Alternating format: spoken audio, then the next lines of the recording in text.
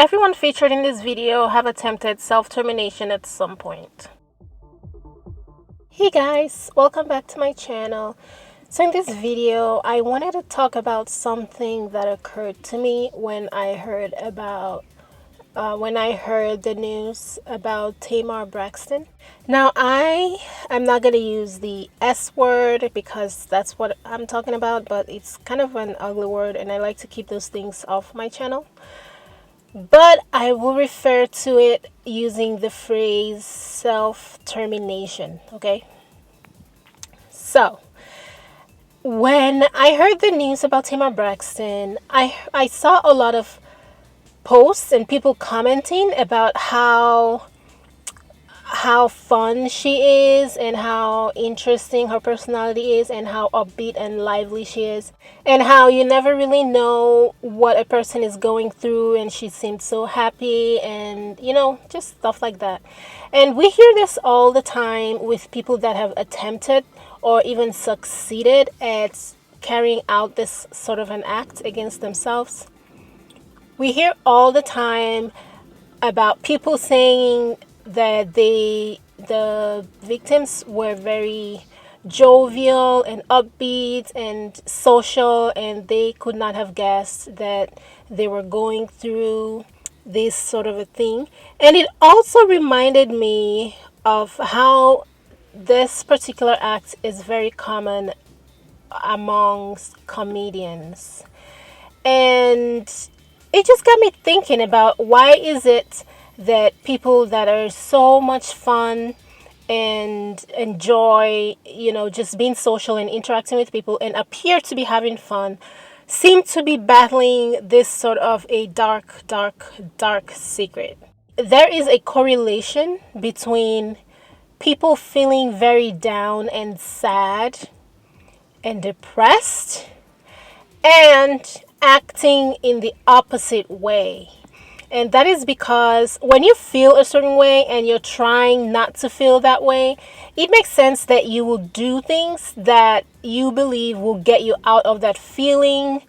And I know that there's some of these victims that hide their true feelings, like their depression and all that, their sadness. They hide their sadness because they feel embarrassed and they don't want people to think or to know that they're experiencing this sort of a situation. But there's a big majority of people that feel this level of sadness and have these kinds of thoughts that actually act in the opposite way as a way to counteract the way that they feel. Generally speaking, if you think about it, we human beings, we act in a way opposite of how we feel a lot of the times. Or to put it in a different way, the decisions that we make is based on getting the opposite result of how we feel or think our current situation is. You look for food to eat when you're hungry. You look for water to drink when you're thirsty. You look for someone to get into a relationship with when you're lonely or when you think you're going to be lonely in the future. You take advantage of opportunities to improve your life when you believe that your life is not where it's supposed to be. So a lot of our actions are, based on achieving the opposite of how we feel. Like, we take a bath when we feel dirty, we style our hair when we think it's messy. It's these kinds of thoughts that rule a lot of the decisions that we make. We may not think about it this way, like you may never have really sat down and thought about it, but these kinds of decisions actually rules a lot of our actions, okay? So sometimes when people are acting very jovial, I'm very aware of these kinds of thought process that people have and not even know that they have it. So when I see a person acting jovial and being the life of the party, I do not think that, wow, this person is so much fun, they're in a very happy place, they're happy people. That is not the first thought that crosses my mind, believe it or not, even though that is what a lot of people think. The first thing that I become aware of is, why are they trying so hard to have fun? Why are they trying so hard to be outgoing and talk to everyone and be super friendly?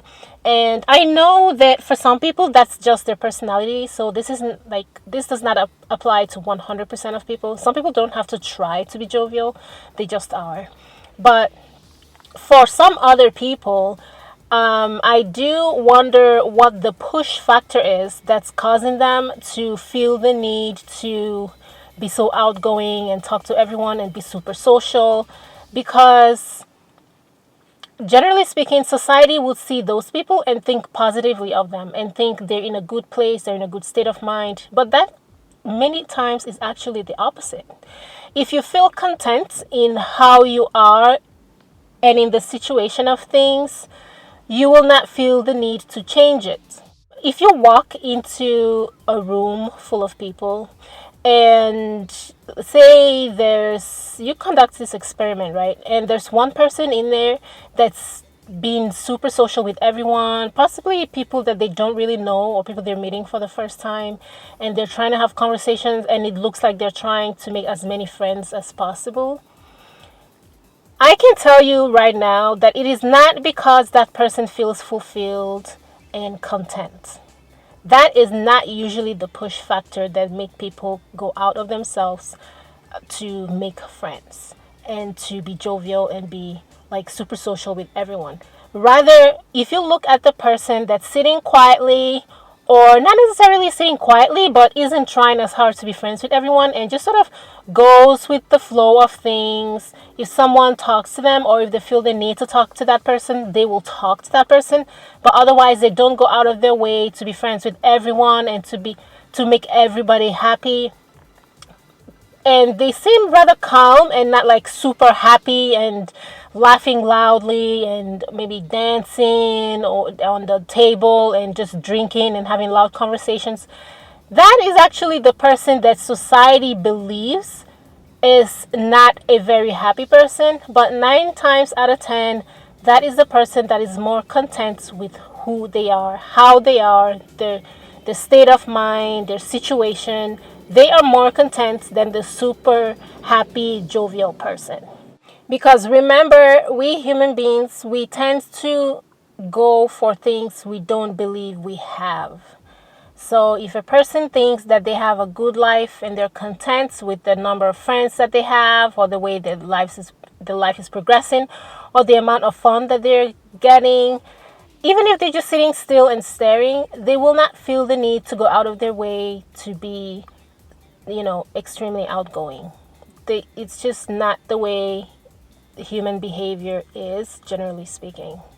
So when you see a person and they are experiencing this level of sadness, so much so that they decide to engage in self-termination, you should not be surprised. We're at a point where we've seen this so many times. You should not be surprised, but at least now you kind of have an idea of why that person would do what they did. Because first of all, their sadness may have been the push factor that made them that social to begin with. So if the driving force of them being very social and trying to have fun and be the life of the party is sadness, just because they're laughing and having a conversation and having the time of their lives and making everybody happy, that does not necessarily remove that push factor, which is that sadness. They might still be, dealing with their problems. They may still have whatever is causing them to feel that pain and sadness. And until that is fixed, they will continue to have that sadness, and it might even escalate, because when they realize that all of the fact that they're nice to other people, if that is not reciprocated, that can exacerbate their sadness and lead to these kinds of thoughts of self-termination. Because these kinds of people tend to look outwardly for a solution to this level of sadness that they feel. And sometimes the solution is within themselves. It's not outside. Honestly, I feel like majority of human beings' problems is within themselves. It's not outside of themselves. So for people that are very social and outgoing, and they tend to look outside of themselves to solve their inner problems, this can be a big factor. And that is why you see a lot of people say, well, she was so happy, she was in this club and this club, and she was an athlete, and she was very nice to people, and she helps people a lot, so I'm surprised that she was feeling this depressed and actually will try to self-terminate. Well, the sadness might have been the push factor. It may have been the reason why they were going so far outside of themselves to do so many different things and to put smiles on other people's faces just so that they can fix the problem that they have inside. But that's not always the right solution. So with this Tamar Braxton news, I don't really want to highlight it. If you don't know what happened to Tamar Braxton, you can either Google it or just don't worry about it. But you don't need to know her story specifically to get the message that I'm saying here, that I'm giving here. So her story is not particularly the message. It's just that it kind of made me want to make this video that it's something that I've been thinking about, and I've always wanted to make a video about. So I decided, now is a good time. I'm just gonna put it out there. So now when you see someone sitting quietly and not engaging as much, they might be the content ones. They are the ones that are content with how they feel, how everyone is having fun around them, and they're okay with that, and they're happy, and they're okay. They do not feel the need to go out and be extremely social and to make everybody their friend, because they do not have that push factor that the more social person has. And when you see someone that is super social and trying to make as many friends as possible, and they kind of have this, oh, come on, don't be a drab. Come on, you have to have fun. We're here to have fun. So let's, and not necessarily in a party setting. It could be at work. It could be in a regular place. It could be just within a group of people, and they're just trying to constantly keep a conversation going and trying to just keep everyone up and alive with jokes and make people laugh and happy and all that. They may be the ones that need the most help. Most of the time, in my opinion, they're the ones that need the most help. You wouldn't try that hard if you're not trying to fix something. And that brings me to my final point, which I'm going to make here, and that is this. Personally, the people that I know personally, that I know their lives and their problems, if I were to pull them all together, the ones that are most social and most jovial usually have the most sadness. And the ones that don't try as hard are usually the content ones. That's just from what I've observed personally. So yeah, you need to think outside the box. That's what this video is about. Most of my videos are about that, how to think outside the box.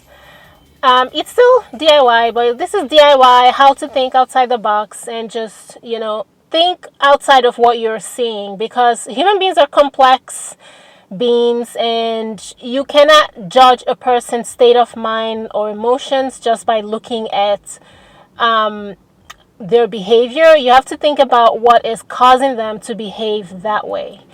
So yeah, just because a person's smiling and laughing and carrying on conversations and doing fun things does not mean that they're in a good place.